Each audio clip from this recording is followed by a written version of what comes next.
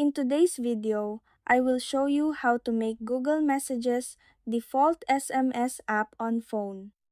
Google Messages has really become the go-to texting platform for modern Android users because it uses RCS technology, which gives you features like read receipts, typing indicators, and high-quality photo sharing that traditional SMS just cannot support.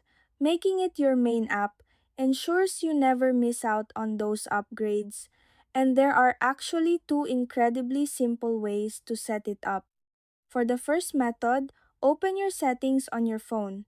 Once you are on the settings homepage, use the search bar at the top to search for default apps and click it from the results that appear. From there, find the option that says SMS app, click it, and then simply select Google Messages from the list. Now, another way to do this is directly through the application itself, but first, let us quickly change the default Messages app back to something else so that I can show you how this second way works.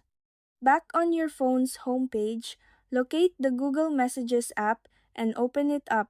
As soon as you are on the homepage, the app will automatically recognize it is not the main texting tool and show you a prompt that says Set Default SMS App.